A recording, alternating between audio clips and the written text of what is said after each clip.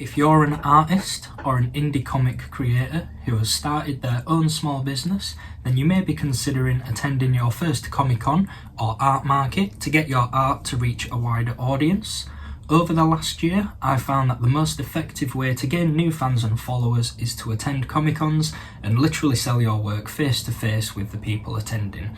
Comic-Cons are a great way to reach thousands of targeted people at once without the headache of online marketing, and are one of the most effective ways to build a following. But there are some things you should know before attending, and here is my list of 8 useful tips I wish I'd known before attending Comic-Cons that will help you prepare. Now these aren't necessarily in any order, so let's get into it. Just before we get into today's video, I just want to quickly talk to you guys about Patreon. We have tiers starting from just £1 a month up to £10 a month that grant you digital and physical rewards such as exclusive colouring pages, free access to our comics in PDF form, as well as exclusive content that I've been posting over the last year now. You get to see projects that are in the works before anyone else, and YouTube videos like this before they go live. We also have a 7-day free trial on each tier, so you can join us for a week, get access to everything that I've just outlined, all for free, and then at the end of that week, if it's not for you, you can cancel without giving us a penny. But if you do want to help support us, then Patreon is the best way for a self-employed artist like myself to earn a stable income, and it helps feed all 4 cats. If you would like to learn more, the link to Patreon is in the description below. Thanks guys, and enjoy the video. Tip number 1 is to plan your table layout. Now, depending on what sort of Comic-Con you go to, some of them are just for one day, some of them are spread across an entire weekend, will depend on what the setup times are. So, for example, the weekend ones that are on a Saturday and Sunday, usually you can go on the Friday and you've got from like lunchtime until 7 PM to set up. Ones that are just one day long, more often than not, you get like an hour and a half before the opening time to set up. But regardless of what amount of time you have to set up, I would suggest that one of the best ways to prepare is to plan your table layout at home. So at least when you go to the Comic-Con, you already have an idea of how you want your table to look, and that will eliminate any stress on the day of trying to figure out what product's going to go where, how the layout's going to be, and what's the most effective way that's going to draw people in.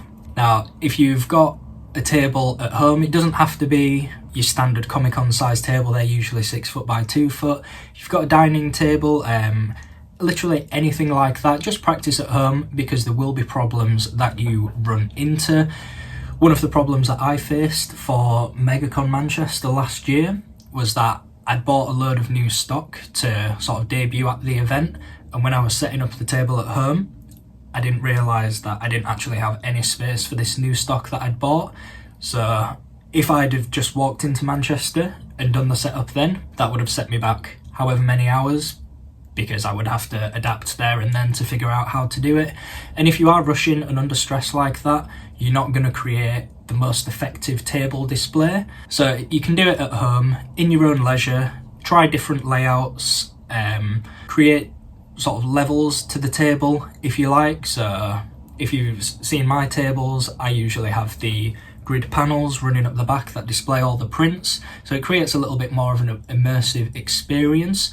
And also products that you want to sell or think might be your best sellers, you can then hang at eye level, and that's what people are going to be drawn to. And same with the actual table, you don't want everything just flat because that's not very inviting. Some people do, that's entirely up to you. It might work for you, it might not, but in my experience, creating a display that has different sort of levels and things at different heights creates a more immersive sort of shopping experience for the customers and the people attending the Comic-Cons, and they're more likely to be drawn in, and then you can get chatting to them, and then that's going to hopefully lead to further sales for you. Tip number 2 is to bring plenty of stock. Now, over the last year and a bit of doing Comic-Cons, I've found that there is a little saying in the trader community, and that is you can't sell what you don't bring. So you can take, say, 20 prints to a Comic-Con and think that that's going to be enough, and you're not going to need any more than that, and you could sell all 20 of them by lunchtime, and then you're sat there wishing you brought more, and you can't because you're stuck at the Comic-Con for the rest of the day. So even if you don't anticipate selling as many as however many you bring, it's always worth bringing extra, because you never know on the day. The event could be filled with people who are super fans of your work and all want the same print. So it's better to bring it and not need it than need it and to not bring it. And if you have a wide range of stock or artistic styles, then maybe research the Comic-Con beforehand, although I'm sure you will have if you have applied, and just try and get an understanding of what sort of people that Comic-Con is likely to attend. I've been to Comic-Cons where anime is really popular and the comics are not so much. I've been to ones where it's vice versa, or people are more interested in pop culture, things like Doctor Who and things along those lines. Some of them are very well-rounded and you get fans of everything attending, but if you don't have room on your table to bring every single product that you have, then it's worth doing that little bit of research and figuring out what products are likely to sell best. Tip number 3 is to have plenty of change and a card machine. Pretty much every vendor accepts cash. A lot of people go to Comic-Cons with cash because they will draw it out of their bank and then that will be their budget for the duration of the event. However, since COVID, we're more and more a cashless society and people do like to pay a card, and I've noticed as well that over the last year the comparison between cash sales and card payments, the card payments are definitely heavier than what the cash ones are, but it's still worth it to take cash. A lot of people have kids as well, so parents will give their kids say £20 for the weekend and they will want to spend that at different stalls, so it's worth it to have cash just in case that people do use it. Tip number 4 is snacks. Bring plenty of food, especially if you're going for a weekend. Take snacks if you get hungry throughout the day. Prepare some lunch the night before or the morning of and bring that with you as well. What people don't realise is that attending a Comic-Con and being a seller is a very exhausting thing to do. We're up before everyone else. We've got the stress of setting up our table, mentally preparing. We're obviously putting on smiles throughout the entire day or weekend and talking to a multitude of different people as well. Some of them can only stop for a few minutes, some of them might sit with you for half an hour and want to know everything about what you do. And although it doesn't sound like a lot, that is very mentally draining. So bring a lot of snacks, things like chocolates and sweets that are high in sugar and are going to keep you energetic, and bring some lunch as well. The only reason that I recommend that, a lot of places won't allow customers in with food, but if you're a trader and it's in your bag, you can essentially, within reason, take whatever you want in. And from my experience, the venue prices of food are extremely high because they know the people there have no other option other than to buy their food, so they hike the prices up and it gets very expensive.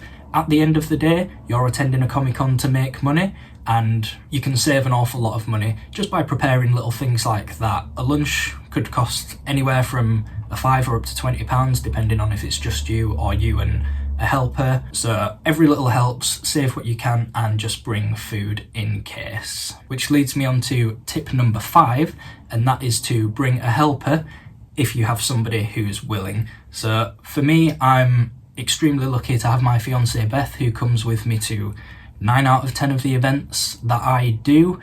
She's a great help.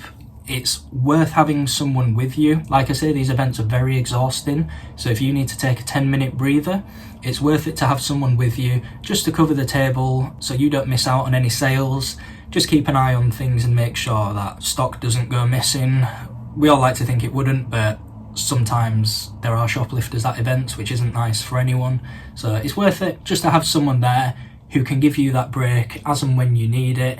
You can go out for some fresh air and then you don't have that pressure of being glued to your table for 8 or 9 hours and not being able to move. You can also go to the toilet and things like that. Tip number 6 is to pre-pack and pack effectively. So obviously you have all your stock and you need a way to get that to the Comic-Con.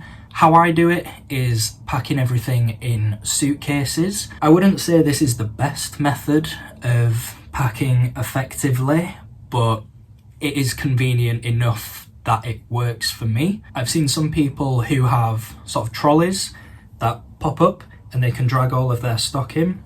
Some people hire vans and drive to the venue and just unload the van. Depending on what stock you have, they're more for people who sell like toys and things like that, and they have essentially a small shop on wheels. But for someone like me, or if you're an artist as well, if you just have prints, comics, stickers, you will be able to sort of squeeze everything into a suitcase or maybe 2 suitcases. I usually travel with one big one, one small one, and then my backpack that you can see there. And that is enough for me to carry everything that I need on top of clothes and food if I'm staying over, i.e. Manchester, for the weekend. And I've mentioned it in videos before, packing is one of my least favourite things to do when it comes to events, just because it takes so long to do, and it's taken me so long to actually figure out the most effective way to pack everything and be able to transport it. Obviously you can squeeze all of your stock into one suitcase, but then you have to bear in mind that if you're travelling by train, for example, you're going to have to carry that suitcase and it's going to be extremely heavy, so it's worth it. Just to do this beforehand, so you avoid the stress of either carrying something super heavy, or it's the morning of the Comic-Con, you haven't packed yet and you're left wondering how on earth it's all going to fit and get to the venue. Tip number 7 is to have marketing materials ready and have them out on display on the table as well. Every sale that you make, put them in with the products as well. And by marketing material, I mean business cards, flyers, anything like that that promotes you and your art, places where they can find you on social media. So for example, I have a business card that I have sort of scattered throughout the table, and I also have a little stack with me behind the table, so when anyone makes a purchase, I put a business card in their bag. And we also have a separate flyer for Patreon as well. Now, a lot of people either aren't aware of Patreon or they don't fully understand how it works. So I've created a separate flyer that goes with the business card, and that is dedicated to explaining how Patreon works. And I've actually got most of my Patreon subscribers from doing that. And my flyers aren't anything special. I haven't got them printed professionally. I just designed it on my iPad and printed it at home. So it doesn't cost anything, and it's a great way to sort of show people other ways of supporting you. So a lot of people think that buying is the best way of purchasing, but obviously you've got cost of products and things like that in there. For me, I firmly believe Patreon is the best way to earn a stable income, so having that separate flyer that hasn't cost anything to make, and I can throw that in with orders or purchases at Comic-Cons and have them on the table as well, has paid for itself 10 times over. And that leads me on to tip number 8. I'm sure you already do, but make sure that you do know your products. So what I mean by that is, especially for me who makes comics, I make my own comics and they have their own backstories and things like that. A lot of people will want to know maybe how you came up with the idea, what your inspiration was, things like that. So that's really an opportunity, not only to sell yourself, but to sell your artwork. People might look at the comic or artwork or whatever it is you're selling and think, oh, that's kind of cool. But after you've explained it for 20 minutes and just chatted with them, that might push them into a sale because they understand why you decided to create that comic or artwork. They understand where it came from, and just sort of how passionate you are about what you're creating, and that is more of a selling point than the product itself for a lot of people. Finally, prepare to have fun. Comic-Cons are a lot of hard work, and I'm not sugarcoating it. A lot of prep, obviously, as you've seen in this video, goes into Comic-Cons, and there's so much work behind the scenes that people will never ever get to see. The day itself is obviously super exhausting. That being said, they are the most amount of fun that you can have. I'm not sure about other creators, but for me, I sit in this office all day by myself, maybe with the cats if they want to come in. It gets lonely. It's just a working office.